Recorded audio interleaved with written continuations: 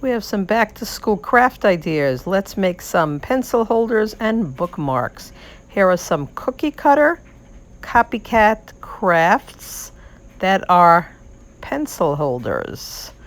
Now, we will use these cardboard tubes to make pencil holders. First, we're just going to paint them. That's because when we decorate them, we want there to be some painted color in the back so it doesn't look so boring. Here we have some feathers, some gems, some of these yarn, colored sticks, craft sticks, straws, toothpicks. There are craft sticks that are colored that you could use if they want to attach them to their pencil holders, but really, this is actually another part to the activity. It can extend the activity. You can take the fatter craft sticks, tongue depressors, or the regular small ones, and then if they color them, then they can add them as well. So this is the 4-year-old.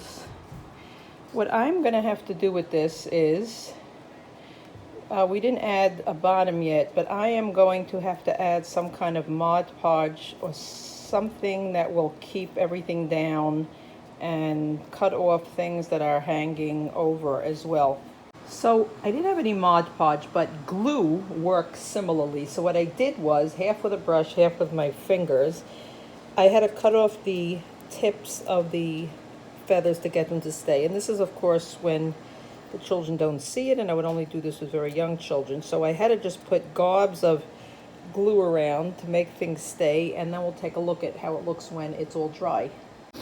Now here I have two that are done. One is by a 4-year-old, and as I have shown you, I took glue. You could use Mod Podge, you can use matte medium, you know, the mediums, it dries clear, and I just put it all over it to make it harder and less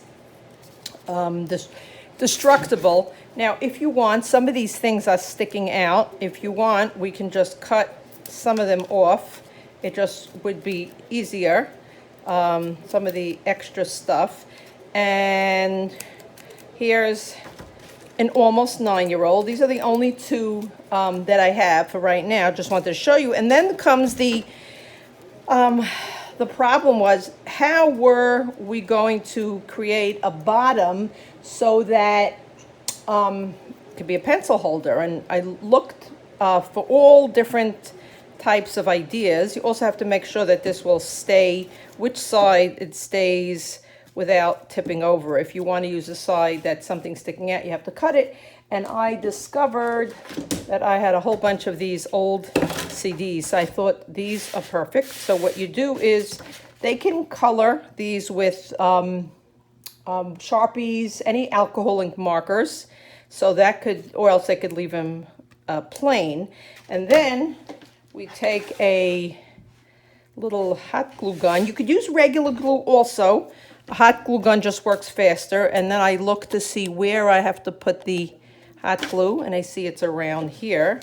So we just put the hot glue all around. Of course, you do this. It depends on the ages.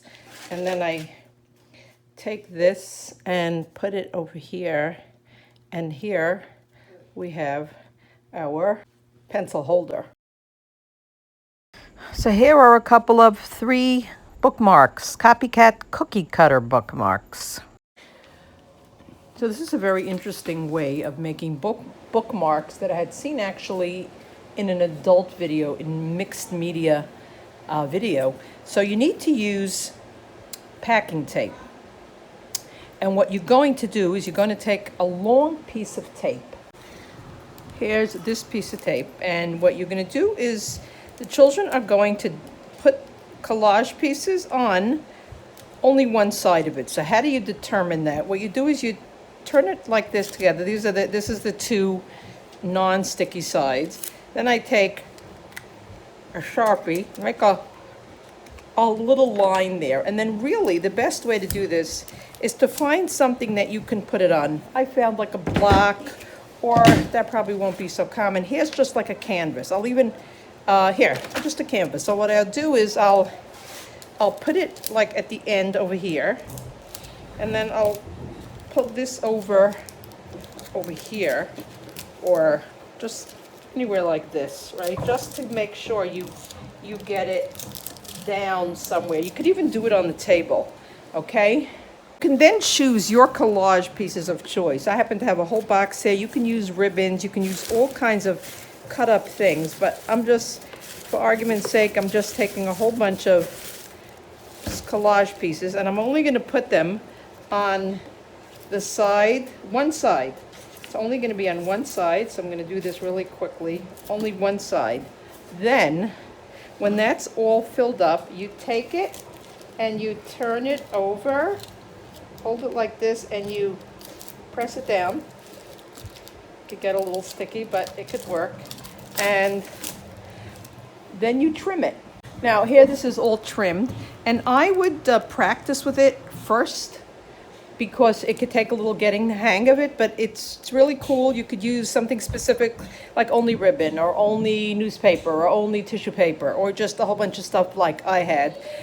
Just also make sure you do something that has, you could see on both sides, because if you have something like that has only here, for example, if you have something like this, there's only color on one side, so when you put it here, the other side is going to be white. But that's basically how it's done. Enjoy. Here are some finished ones, all completed with the ribbon.